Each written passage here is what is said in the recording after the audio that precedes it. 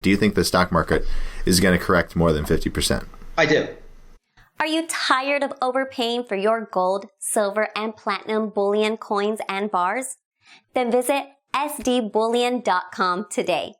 SD Bullion was recently named the 177th fastest growing company in the United States by Inc. magazine.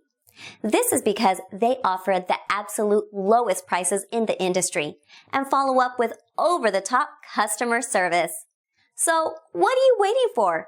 Go to sdbullion.com today and join more than 60,000 happy investors that save money on every precious metals purchase they make.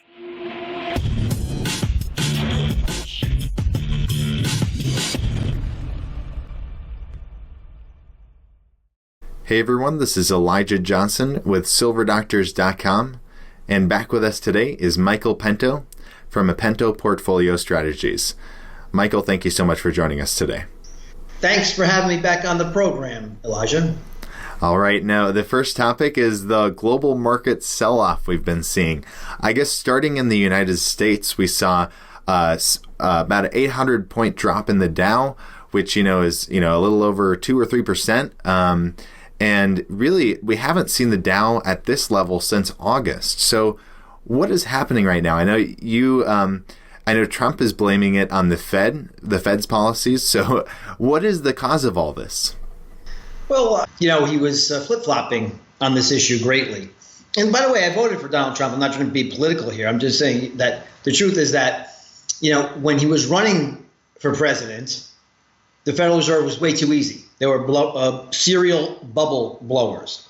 And now that he's in office, they're crazy, they're loco, and he's not going to fire Powell, but he better watch his behind. So there's a little duplicity there in his comments. But I'll say this. You asked, why is this happening? And my response viscerally is, well, what took so long? If you look at the global economy, and everywhere you look, you pick China. Have you looked at the Shanghai Stock Exchange lately? It's down about 23%, 24% on the year and down 30% from its high. I can go all around the world, from Turkey to Poland to Brazil. All these stock markets are, either in a bear market or have crashed. I can define crash as close to 30%. And their currencies are in a debacle, and their bond markets. Look at Italy. Italy's in a debacle, and their 10-year note yield went to 3.6%. Their yields are surging, and Greece is in a stock market debacle. So you say, well, what's going on with the United States? And I'm going to tell you, well, thank goodness, and I say thank goodness because not that I'm a person who wishes bad things upon the United States. I love the United States. I say thank goodness because finally, maybe, and by the way, we're just barely scratching the surface here, Elijah. If you look at, and I always come on your program and say this, the total market cap to GDP now in stocks is still about 147% of the underlying economy. Okay, that has never before happened outside of the Y2K tech bubble. So maybe, thankfully, stocks can come down to earth. And, in 1987, the total market cap to GDP before the market crashed was 66%. It's usually around, that's the healthy level. Why is the stock market 1.5 times the underlying economy? This is not safe for seniors. This is not safe for people who are buy and hold strategists. So we want the stock market to fall so it can become more viable, more in line with the underlying economy. So thank God, finally, our economy is catching up what's going on around the world, and which the progenitor for all of this is that central banks' balance sheets are finally falling. It didn't really matter if debt was surging if central banks were lockstep buying bonds. Well, yields were quiescent and everything was rosy, hunky-dory. Now that central banks are getting out of that business of monetizing debt and manipulating interest rates have started to rise. LIBOR has spiked. And we're just, Elijah, we're just starting this process now. So unlike the carnival barkers and talking heads you might hear on CNBC, who'll tell you, every dip is a buying opportunity, I will, lovingly caution you to think twice before you do that. Definitely. Now, you're talking about how really the central bank's policies, that you're saying that's really a major cause of why we're seeing this pullback, or, I mean, kind of correct revaluation, right, of the stock market. Do you see this continuing? Because I know you were recently writing about this, and you were saying that it looks like a major shift is happening because of what the central bank's policies, how they're changing to be more hawkish. There's this major shift that's going to happen, and it's going to continue throughout the rest of this year and into 2019. Well, one of the reasons why I'm now net neutral of stocks in the portfolio and why my model portfolio didn't get hurt in this recent sell-off is because I believe the growth rate in earnings is going to plummet, Elijah, plummet. And I don't use that word flippantly. So earnings on the S&P 500 were growing at 25% year on year. And if you look at next year's earnings growth rates, the second derivative, it's going to go from 25% to maybe 1 or 2, and it could even go negative. And there's peak margins, wages are rising, oil prices have risen, the dollar is stronger, chaos in emerging markets, a much, much higher interest rate expense on corporations. We're lapping the tax cuts. So that's going to go away. Repatriation of foreign capital, that's behind us. So there's so many reasons why the growth rate in earnings is going to plummet from 25% to near zero. And if you're slapping a 16 times multiple on earnings per share with no growth, that's a problem. So I think the earnings per share projections for 2019 are way too high. And the earnings growth rates that you put on those earnings are way too high. So we're going to have a really difficult time in 2019. You know, corporate buybacks, which were fueled by corporations going out, issuing debt for near 0% interest rates, buying back their shares, kept zombie companies alive, kept the bond market, junk bond market afloat. All of that is gone in 2019. So I would suggest that when the stock market is at 147% of GDP, way over its skis as far as valuation is concerned, if you look at not only that valuation metric, but how about price to sales at an all-time high, price to book at an all-time high, Tobin's Q ratio very, very elevated. I can go on and on about all these metrics that show that the stock market is extremely overvalued. And when you have an extremely overvalued stock market that slams into global QE ending on a net basis and 14 of the 20 biggest central banks of the world hiking interest rates, it's not just the Federal Reserve, you know, it's just wise and prudent to be a little bit cautious. Definitely. Now, I mean, you're talking about how a lot of sectors of the economy are not doing very well, even though we're hearing, you know, the economy is great. We see the stock market, even though it's down, it's still way above. It's risen, you know, a lot. The Dow was up. The Dow was up 3-4% this year before as it's recording. So it's you know, people say, oh, even if I'm trying to help you. So the FANG stocks, you know, if you look at Facebook, Apple, Netflix, Google, I mean, some of these stocks are down 20%. But they're still up huge on the year. So yes, this is how insane the stock market had become. You had this massive move into momentum trades and the FANG trades and passive ETFs. And that's why it's so dangerous, because you take the stairway up and the elevator or the window down. And I wrote about this a couple of weeks ago, Elijah, that I predict there's going to be a time soon where the NYSE lock limit rules kick in, where the stock market closes for 15 minutes, goes down 7%, 15%, 20%, and the stock market closed down for the day. Because there's the capital, the rules, the Dodd-Frank rules, the capital ratios in banks, the Chinese wall, all these rules that have taken banks out of the business of being that buffer, that cushion in principal trading are gone. And all of the active money managers are gone. They're dinosaurs. And one of the very few left is me, because I have a very viable and rigorously back-tested model. So everybody's piled into these passive ETFs, and they all own the same few stocks, and there's nobody underneath. So when the market goes no bid, it's going to go like it did yesterday, down 833 points on the Dow. Goes no bid, and that's just the Dow. The NASDAQ was even worse. So these momentum trades, all these get unwound very, very quickly. And if you're not hedged, there's a chance, I believe, that the market's going to go down 50% between now and the end of 2019, or sometime between now and the end of 2019. So now's your chance. You still have some time. Well, the market, as you say, very accurately, the market is still up marginally on the year. You still have time because there's a lot more downside to come. Hmm. Right. And getting into the economy, you were writing recently about kind of two sectors that are a large portion of the economy, but they're not doing very well. So this whole narrative that the economy is doing very well, maybe not. So one of those sectors, if we want to start out with, is real estate. How is that doing? Well, not very well. If you look at year-over-year existing home sales, they're barely up at all. Pending home sales are down. In fact, year-on-year existing home sales are down. Permits are up a little bit. But auto sales, the other part of the economy, are down. You know, it was really great if you could go out and get a car that's looks like a 7-year car loan, kind of looks like more like a mortgage. It used to be.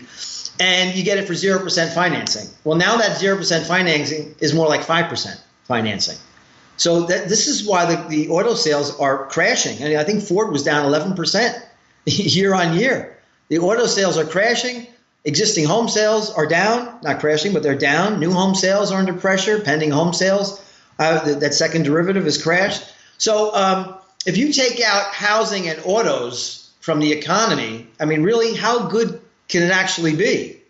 Not very strong at all. So you know, listen, if you look at the GDP projections for Q3, it's going to be about 4%. 3.5% to 4% growth rate.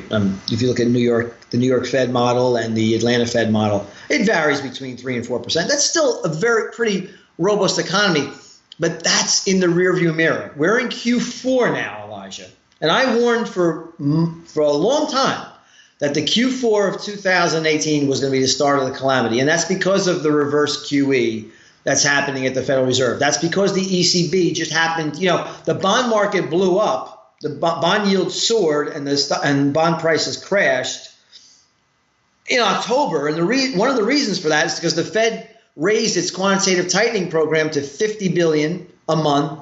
And the ECB, the European Central Bank, went from 30 billion euros of printing a month to 15 billion euros. And they're going to go to zero by the end of this year. And that's when Italian debt just started to skyrocket. You know, I want to just tell you that, you know, what they're doing to Italy, and I think it's wonderful in the long term, but what's happening to Italy is that Brussels, the European Union, is saying, hey, you guys got to balance your books. And by the way, the ECB is no longer going to be participating in your auctions for your debt.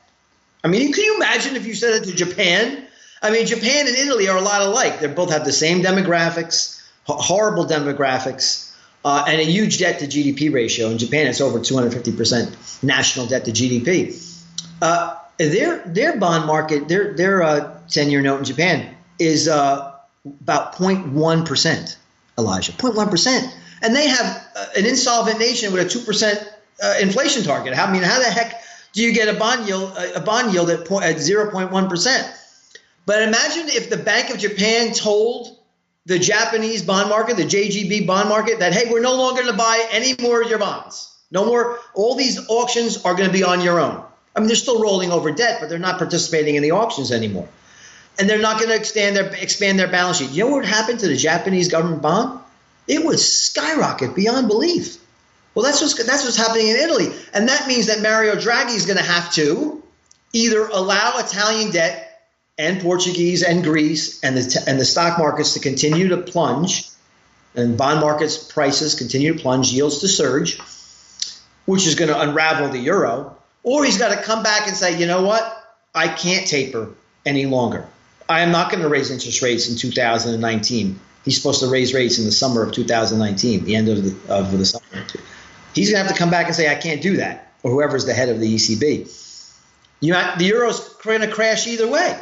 which puts more strength behind the U.S. dollar, which is already crushing the nascent strength in the U.S. dollar is already crushing the emerging markets. That's one of the main reasons why they're slowing. Of course, you have to add into the fact that China's huge debt bubble is no longer tenable. China makes me laugh, Elijah, because on the one hand, they want to slow their economy down, right? And they want to deleverage their economy. But at the same token, they're trying to increase bank lending. And they're trying to support the yuan, but they want to strengthen the yuan and support the yuan, but they want to increase credit. So I think the communist Chinese government has no idea what they're doing any longer, and they're losing control. That's why the Shanghai index, by the way, while we lost 3% here in the United States, that was down over 5% overnight. And it's already down 30% from its high. So, and when you add tariffs to this mix, the globally synchronized recovery mantra, which was to provide never-ending glory to the stock market, is over. Now, you were talking about, the European banking system and getting into Italy. I'd like to discuss a little bit more about that, because you were saying in one of the articles you were recently writing that you think the entire European banking system could be at the risk of failure in 2019.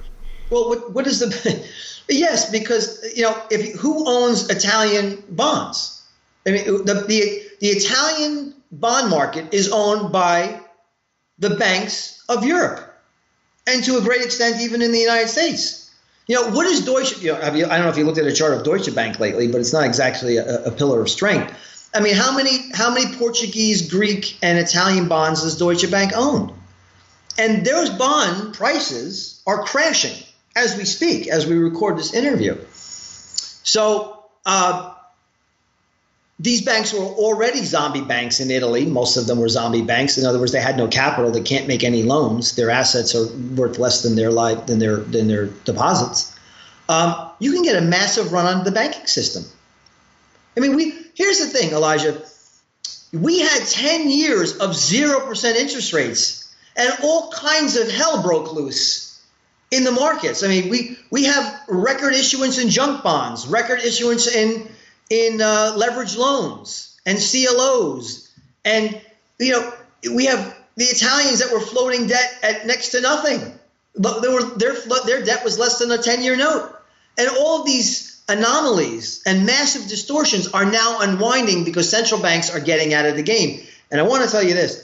This is not a voluntary exit on the part of central banks. Central banks are getting out of this game because their inflation targets have been reached. If you look at core CPI here in the United States and headline CPI, they're both well above the Fed's 2% target. And we've been talking about asset bubbles since I came on the show this morning. Real estate prices are at all-time nominal highs. And if you look at home price to income ratios, they're pretty much close to the peak. Just below the peak they were in 2005 and 6. So the central banks can do one of two things. Now that they've achieved their inflation targets, they can do nothing and keep their balance sheets growing and stay on the floor in interest rates. And all that's going to do is make inflation run intractable. And you know what that means? That these the bond market would implode anyway. Long-term bond yields would implode because you can't, anything that central banks weren't actively buying, those yields would absolutely explode as their prices crashed. That's not really a very viable way to run an economy. So they really have no choice. They've got their inflation. They have their bubble in asset prices. Now they're reacting to it. They will crush those bubbles that I just mentioned. And if you don't have a model, I model this economy. I'm here every day working for my clients, modeling these changes. And that's how I knew to be lightweight on equities, to go net neutral the portfolio before this debacle occurred. And I even thank God, I got lucky enough to get the timing right. Q4 of 2018. Now, getting into that and coming full circle about how the central banks are kind of trapped and they need to raise interest rates. And you're saying that's causing, coming full circle here, that's causing a kind of correction in the stock market. You were saying it was 140% of GDP. The market cap for the stock market is 140% of GDP. It's normally about 60%, so more than double of what it should be. Sure. Now this correction, do you think it's going to drop more than 50%? Do you think the stock market is going to correct more than 50%? I do. How's that for someone who doesn't equivocate? Okay, awesome. I do. I think the stock market is going to drop very quickly. Several lock limit, very possible. And I'm not God. There's only one God, and he knows. I don't know. Neither do you, nor does anybody else. But I'll tell you this. If you look at the dynamics that I factor into my 20-point inflation, deflation, and economic cycle model, if you look at those factors, they are telling me that 2019 is very likely that we could get a 50% correction in the stock market because or more because of the recession that's going to occur in that year. And by the way, if you look at the last two recessions, that's what the stock market dropped, 50%. Now, in 2000, the NASDAQ dropped 80%. Okay, but neither of those times was the total market cap to GDP 150%. In 2000, it was 148, so it was very close. That was mostly because a handful of tech stocks were through the roof. Now, the median PE ratio is at an all-time high. Stocks in general are at an all-time record high. But that's not even where the nucleus of the bubble of 2000 was the NASDAQ. We know that. The nucleus of the bubble in 2005, 2008 was the housing market. We know that now. In arrears, it's easy to identify the bubble. Well, very few people know where the nucleus of the bubble is this time, but I think I do. And that's in the corporate bond market, which has absolutely exploded. We've tripled the amount of corporate bonds. And in the last 10 years, the amount of junk debt is up almost $3 trillion. Triple B is 60, let's put it this way, 2/3 of all of corporate debt is triple B or lower. So junk or triple B. Triple B is the lowest, is the highest ranking right before, is the lowest ranking in investment grade. Okay, so it's one notch above junk. But if you look at the composition of this triple B, it really is rated triple B as a falsehood, as a lie. That triple B should have been rated junk. So we have the highest amount of corporate debt nominally by a long shot, the highest amount of corporate debt as a percentage of the economy that has ever been, 45%, and the composition of that debt, when you add in leveraged loans, is the lowest ever. Covenant light garbage. Companies that are just existing because they can issue debt to pay back existing debt. That's called a zombie company. When you have to issue debt to pay back the interest on existing debt, then you're a zombie company. Those companies are going to go out of business in rapid succession in 2019. That's where the recession is going to come from. It's in the corporate bond market. But it's not just the United States. Remember, this aberration and massive manipulation of interest rates occurred globally. There is a global sovereign debt bubble where you had trillions of dollars worth of bonds issued by governments that paid less than zero. Okay? Governments got paid to issue debt, and that distorted and warped the entire fixed income spectrum. As that unwinds, as it is now, because of the inflation that central banks finally achieved, the consequences are going to be devastating, and it's no longer a prediction of mine. It has begun to manifest. All right. Well, Michael Pento, thank you so much for joining us today. Definitely interesting times ahead, and we'll definitely, have you back on to kind of, if this, does play out, you're calling for more than 50% drop in the stock market. I mean, we've seen it before. And if it happens again, 2 times already. 2 times, yeah. It's going to happen again. And guess what? Every time it happens, Elijah, because we all want the best for people, it's healthy. It's called creative destruction. We want it to happen, not because we want to see pain, because we want long-term viability. Definitely. Well, Michael Pento, where can our viewers find you if they're interested in learning more? Well, you could subscribe to my podcast for you get a free trial. It's $49.99 a year for my podcast. I record it usually every Wednesday, get great insights that you won't hear on the Talking Heads on CNBC. I also provide some market insights that you won't get anywhere else. You get the data and you get the market insights. So a lot of that's proprietary. You get on www.pentoport.com. You can email me directly if you have a question. It's mpento@pentoport.com. I run a strategy, inflation, deflation, and economic cycle strategy. If you're interested, you should be, in protecting your principal and perhaps making money as this market corrects. And then on the other side of this, when they come with a new wave of inflation, riding that new wave higher, then you need a model like mine. It's unique in the investment world. And I welcome you to go to the website, check it out, and reach out to my firm. Oh, by the way, the office number here is 732-772-9500. And thank you for having me on, Elijah. Yes, thank you so much. And we'll definitely have you on soon.